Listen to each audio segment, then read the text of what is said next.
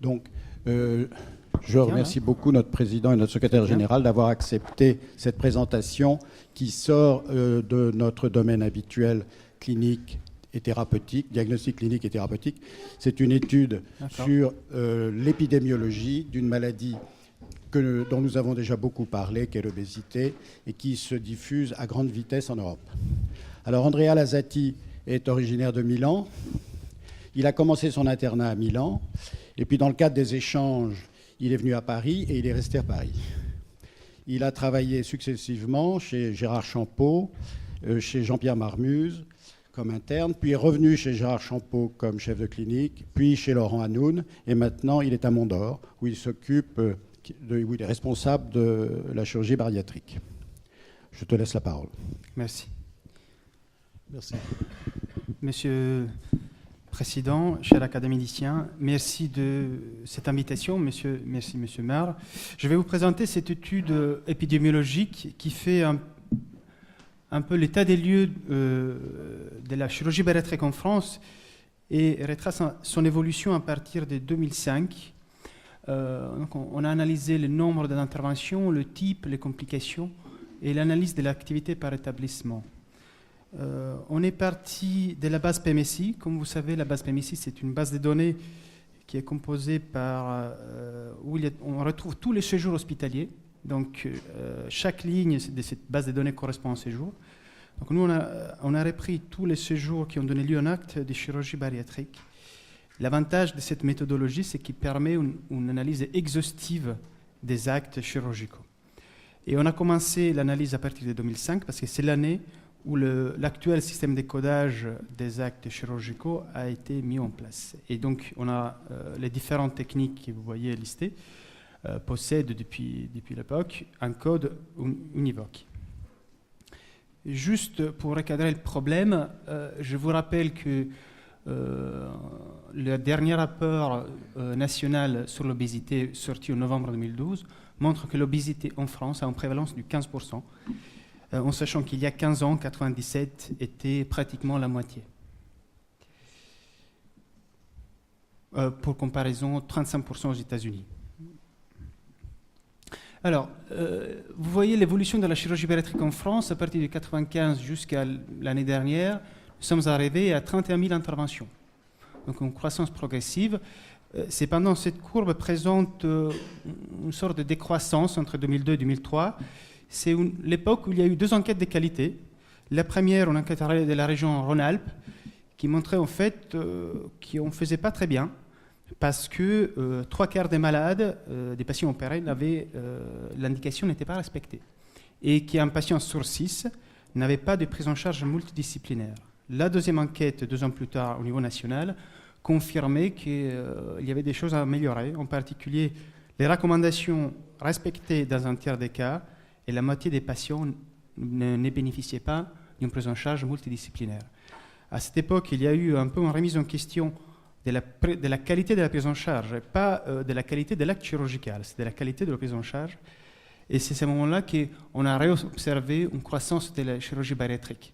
À partir de 2005, 140 000 actes de première intention en élection de chirurgie bariatrique ont eu lieu en France, sur un total de 219 000, ce qui fait environ 2/3. Juste un petit rappel sur les différentes techniques les plus réalisées en France. L'anneau gastrique ajustable, qui consiste à poser un anneau autour de la partie haute de l'estomac, ajustable parce qu'à travers un cathéter qui est relié à un boîtier positionné sous la peau, on peut modifier le calibre de cet anneau. La deuxième technique, la gastrectomie en manchon, en sleeve gastrectomie, qui consiste à retirer 2/3 de l'estomac avec une gastrectomie verticale. Et le troisième, le bypass gastrique, qui consiste à séparer l'estomac en 2 parties, une poche gastrique plus petite, à laquelle est reliée une anse grêle qui fait en longueur variable, en général c'est d'1,50 m. Donc ces trois interventions ont connu une évolution très différente.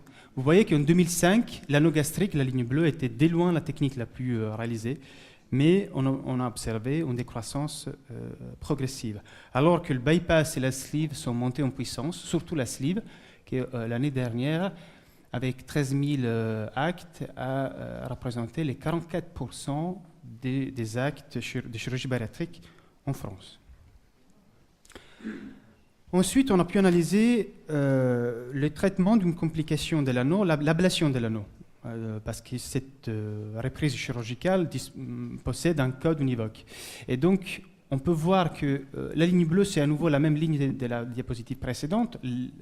C'est la ligne de la pose de l'anneau qui descend, donc de moins en moins d'actes. Et la ligne verte, par contre, c'est la ligne des ablations de l'anneau. Vous voyez qu'en 2011, les deux actes se rejoignent. Si on calcule un ratio pose d'anneau, ablation d'anneau, vous voyez qu'on passe de 37% en 2005 à 89% en 2011. Bien évidemment, il faut considérer qu'il y a un décalage temporel entre la pose de l'anneau et son ablation. Et, on a estimé avec notre biostatisticienne qu'environ les 40% des anneaux posés depuis 1995 en France ont été retirés. Qu'est-ce qui se passe à l'étranger? À l'étranger, surtout dans les pays qui ont une forte prévalence d'obésité comme les États-Unis et l'Angleterre, la première décade des années 2000 a représenté une croissance très importante de la chirurgie de l'obésité. Cela s'explique pour le fait que, bien sûr, ça fait maigrir, ça c'est indiscutable, mais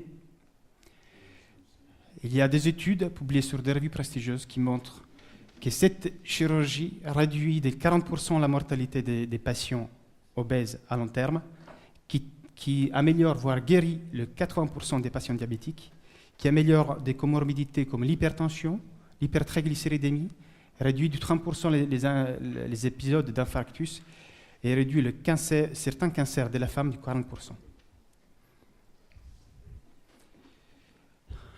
Sur la scène internationale, on a observé aussi la même dynamique avec une réduction de l'anneau et l'augmentation de la sleeve et du bypass. Pourquoi? On peut faire des hypothèses. Il est clair que l'anneau a de son côté le fait que chirurgicalement, c'est une technique simple qui a pratiquement zéro mortalité et pratiquement zéro complication précoce. Ça peut expliquer le fait qu'au début d'une expérience ou du développement d'une nouvelle chirurgie, on privilégie une technique avec ces caractéristiques. Sauf que, sur le long terme, cette technique donne beaucoup de complications et la perte de poids n'est pas maintenue. À l'opposé, sleeve et bypass sont des techniques plus complexes qui ont des complications à court terme plus importantes et une mortalité qui n'est pas négligeable, entre 0,1 et 0,2%. Je vous rappelle que la mortalité de la cholécystectomie est 0,1%. Hein. Ensuite, le deuxième volet de notre analyse s'est porté sur l'analyse du nombre d'actes par établissement. Et en particulier, on a divisé les établissements en fonction du volume opératoire. Donc les établissements qui réalisent plus de 200 actes de chirurgie bariatrique par an, entre 100 et 200, entre 50 et 100 et moins de 50. Et ce qu'on remarque, c'est qu'il y a beaucoup d'hôpitaux qui ont un très faible volume opératoire. En 2007, il y avait 211 hôpitaux qui opéraient moins de 5 ans obèses par an, donc 72% du total, avec très peu d'hôpitaux qui avaient un volume important. Et, en 2010, on retrouve le même nombre d'hôpitaux à faible activité, mais par contre, les hôpitaux qui ont un volume plus important augmentent. Donc, ce qui nous fait supposer que l'augmentation de la chirurgie bariatrique s'est fait surtout dans les centres à gros volume, dans les centres importants. Et justement, les 50% de l'activité bariatrique a été réalisée dans 12% des établissements. Cependant, ces plus de 200 établissements qui font très peu d'actes soulèvent des questions sur la qualité de la prise en charge. Parce que la prise en charge en chirurgie bariatrique est assez complexe. Si on peut considérer que les actes opératoires ne sont pas très très complexes, mais la prise en charge tout autour l'est. Donc, on a besoin des équipes multidisciplinaires, du matériel spécifique, des structures d'accueil, une organisation d'un suivi, ça c'est très important. Et si vous regardez cette diapositive, vous trouverez une similitude avec l'organisation de la chirurgie cancérologique. C'est pour cela que le ministère a lancé en 2010 un plan obésité. Parmi les missions de ce plan obésité, c'était d'identifier des centres d'excellence, ce qui a été fait en 2012, Les centres d'excellence ont des missions que vous pouvez bien imaginer, la prise en charge des cas difficiles, la pluridisciplinarité, la formation, la recherche, mais aussi une chose importante et nouvelle sur laquelle on ne sait pas encore comment on va la réaliser, c'est l'organisation de la filière de chaque région. C'est-à-dire, le centre de référence doit devenir les centres d'un réseau avec les territoires. Pour être plus précis, les CHU devraient être les centres des liens entre les médecins traitants, les cliniques, les diététiciens, les psychologues en ville. À titre d'exemple, l'hôpital Raymond d'Or où j'ai l'honneur de travailler a été nommé centre spécialisé en 2012 parce que depuis 1996, donc il y a un long historique de chirurgie bariatrique, on a réalisé environ 900 interventions bariatriques avec une faible mortalité, une faible morbidité. Il y a en place une équipe multidisciplinaire avec environ une vingtaine de personnes. On réalise environ 80 consultations par semaine. Et depuis des années, chaque année, il y a un jeune chirurgien qui est formé à cette discipline. Pour terminer, les messages à retenir. La chirurgie bariatrique a rencontré depuis 2005 une croissance très importante, 2,5 fois, 250%. Large diffusion du bypass et surtout de la sleeve gastrectomie. Une nette diminution de l'anneau, beaucoup de complications de cette technique, 40% des anneaux retirés, large diffusion sur les territoires qui pose des questionnements importants sur la qualité. Pour répondre à ces problématiques, le gouvernement a lancé ce plan obésité avec la création des centres d'excellence. Merci. C'est Christian Gouillat qui va donner son avis et poser des questions.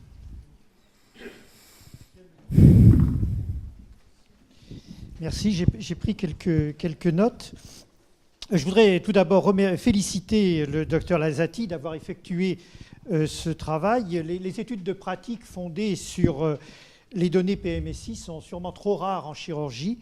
Et c'est une photographie de l'évolution sur les 7 dernières années de la chirurgie bariatrique, qui est une chirurgie toute nouvelle et dont le développement a été littéralement explosif. C'est sûrement extrêmement bienvenu.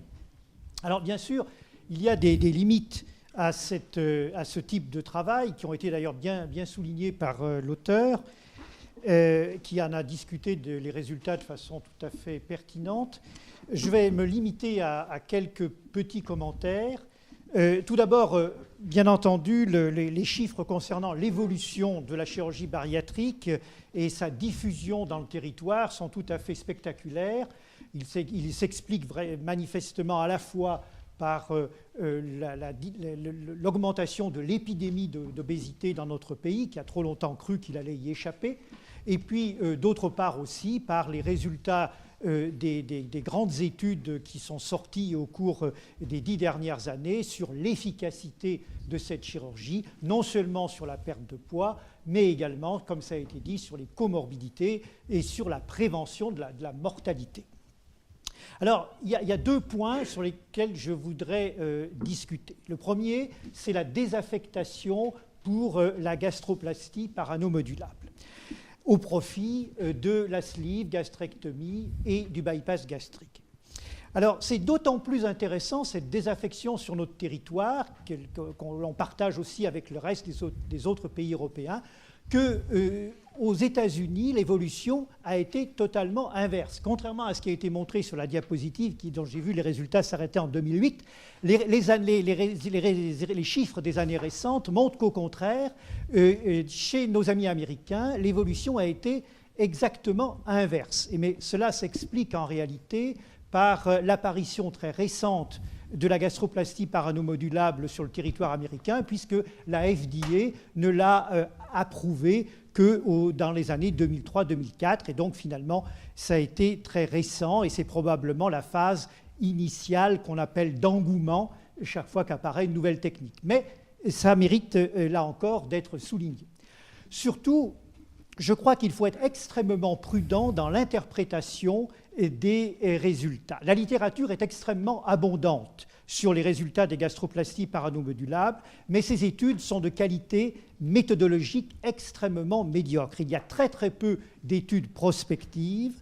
Le taux de perdu de vue est impressionnant dans ces études.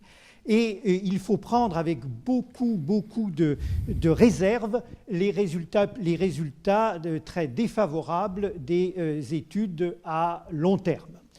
En effet, d'abord, dans l'ablation d'anneaux, vous avez montré des chiffres, des courbes qui se rejoignent sur l'ablation des anneaux, en soulignant bien entendu qu'il y a un décalage temporel dans ces données. Mais surtout, d'abord, il faut rappeler que le code PMSI associe à l'ablation de l'anneau son simple repositionnement. Donc déjà, ce n'est pas la même chose, enlever un anneau et le repositionner. Et puis, d'autre part, il y a une tendance qui s'est développée, qui est liée aussi à l'apparition des autres méthodes, et notamment de la sleeve, qui peut-être a tort à la réputation d'être une méthode facile à réaliser. Et finalement, un certain nombre de chirurgiens ont eu tendance à considérer, peut-être un peu trop vite, qu'il y avait échec de la gastroplastie et qu'il fallait rapidement enlever l'anneau et puis faire une autre opération. Et cette espèce d'escalade dans la chirurgie est probablement néfaste, et ça nous ramène à la qualité dont on va reparler dans un instant. Ces données, cette pauvreté des études de méthodologie intéressantes et convenables, je crois, pousse à se poser quand même des questions sur la sur le choix des techniques face à ces patients. En effet, on peut se demander si on doit renoncer à une technique simple pour la seule raison qu'elle est associée à des contraintes qui sont difficiles à respecter. Et c'est vrai que l'anneau gastrique nécessite, et probablement l'opération, qui nécessite le plus de respecter des contraintes très draconiennes sur le plan de l'alimentation. Mais en contrepartie, c'est une opération effectivement qui est peu grave en termes de mortalité, quasi nulle, et de morbidité, du moins pour la morbidité sévère. Est-ce qu'il faut préférer rapidement des opérations qui sont peut-être plus efficaces, mais dont la morbidité et la mortalité sont loin d'être négligeables? Et comme ça a été dit, la sleeve gastrectomie pose deux problèmes. Premièrement, celui de sa morbidité, et notamment des fistules, et d'autre part, celui de l'incertitude à long terme quant à son résultat éloigné, puisque c'est une opération récente, même si elle est relativement simple à transformer en bypass. Quant au bypass, il pose la question aussi des échecs à long terme, qui sont des échecs extrêmement difficiles à gérer, et pour l'instant, on n'a pas vraiment de solution.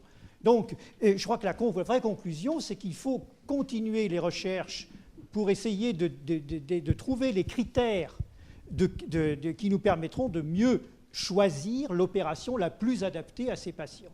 Et en même temps, il faut probablement développer l'environnement périopératoire et notamment la préparation des malades. Trop souvent, ça nous ramène à la qualité. Les malades sont opérés trop rapidement et avec une préparation insuffisante pour le respect de ces contraintes diététiques qui sont associées à toutes ces opérations.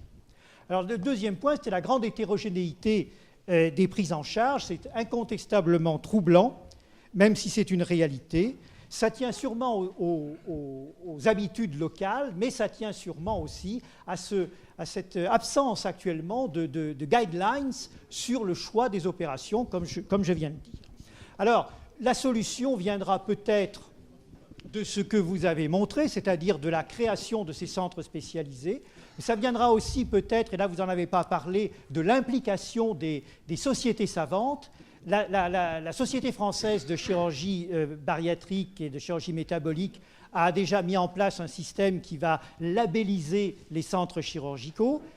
Il y a des recommandations complémentaires qui vont être données, mais je crois que c'est le rôle de toutes les sociétés, y compris notre académie, que de s'impliquer également dans cette recherche de la qualité, et notamment dans cette chirurgie un peu nouvelle, et le but étant d'éviter cette explosion peut-être un peu désordonnée, comme on l'avait connu au moment de l'apparition de la chirurgie stélioscopique. Je vous remercie. Je fais remarquer que c'est la 3e fois dans l'année qu'on aborde le sujet de la chirurgie bariatrique. Ça montre que c'est d'actualité. L'Académie de chirurgie s'intéresse à cette chirurgie.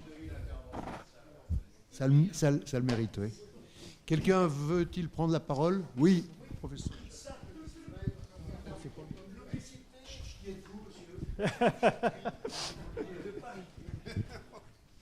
Oui, c'est un phénomène de société.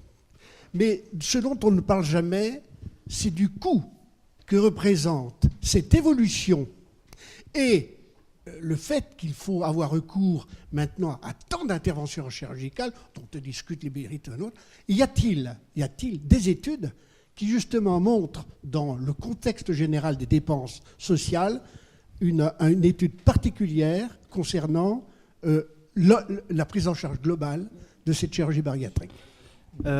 Il existe des études qui montrent que ça, je simplifie parce que on est tous fatigués, qui montrent qu'opérer un obèse avec des comorbidités, ça revient moins cher à la société que de prendre en charge médicalement ces comorbidités.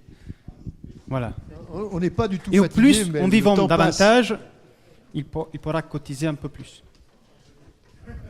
Non, je vais être court, mais il est troublant de voir que pour cette obésité, il y a actuellement 3 voire 4 techniques et qu'on n'arrive pas à dégager la meilleure de ces techniques. Et à ce niveau-là, je crois que le taux des complications immédiates est minoré. En particulier, comme l'a dit Gouya, les fistules après bypass ou après sleeve sont relativement fréquentes et bien ennuyeuses. Tout à fait. Deuxièmement, il faudrait souligner les résultats à long terme avec les reprises de poids. Et là, c'est une chose qui n'apparaît pas. Dans votre étude, vous avez probablement une idée sur cette question, car on devrait pouvoir tout de même dégager la meilleure de ces traitements. Vous voulez répondre? La dernière intervention, c'est la Oui, sur les résultats à long terme, il est vrai que la qualité, comme ça a été évoqué, la qualité des études, elle est très mauvaise. Parce qu'il y a un adage qui dit que toutes les techniques de chirurgie bariatrique marchent à 2 ans, et c'est vrai, mais c'est après 5 ans qu'on voit la dégradation des résultats. Oui. Pour répondre à Bernard, la moins mauvaise opération, c'est la sleeve, par sa simplicité, son efficacité, sa tolérance, plébiscitée par les opérés. La question, c'est la fistule. Elle reste à taux incompressible de 2 à 3%. Pour ce qui concerne les résultats à long terme, Andrea l'a dit, au bout de 2 ans, le confort s'améliore, quelle que soit l'opération. Et surtout, l'intelligence de l'opéré lui a permis de court-circuiter, dans une grande mesure, les contraintes alimentaires apportées par l'opération, d'où la reprise de poids. Et dans toutes les techniques, même dans le duodenal switch, la dérivation biliopancréatique, il y a des reprises de poids à terme. Mais c'est parce que la maladie, elle est cérébrale, elle n'est pas digestive. Alors, juste pour rajouter un point, c'est normal, effectivement, qu'on n'ait pas parlé, enfin, que le docteur Lazati n'ait pas parlé des résultats à long terme, notamment du bypass et a fortiori de la sleeve. C'est simplement que le PMSI ne le permet pas. Il a fait une étude basée sur le PMSI qui va nous donner simplement les actes qui sont réalisés. Mais justement, c'est le problème, c'est que, notamment pour le bypass, les résultats, on s'est rendu compte, contrairement à ce qu'on croyait il y a quelques années, que finalement, il y a aussi des échecs après bypass, et ces échecs sont très difficiles à traiter, mais ça ne peut pas apparaître. Et même si les malades sont réopérés, ça n'apparaîtra pas dans le PMSI. Merci, on est obligé d'interrompre. Il y aurait un autre aspect, c'est les privés-publics. Malheureusement, cette chirurgie s'oriente parfois et souvent maintenant vers la prise en charge de manière ambulatoire, avec des dérives financières que l'on peut imaginer. Et ça répondrait peut-être un peu à la question d'Yves Chapuis. C'est bien Yves Chapuis, hein? C'est ça. Parce que je suis sûr que c'est à prendre en cause. Je suis frappé quand même quand je vois en consultation certains malades qui ne me semblent pas présenter des obésités majeures et qui ont été opérés avec mise en place d'un anneau. Comme ça se fait en ambulatoire, c'est tout de même assez simple. Merci beaucoup. Merci à vous. Merci.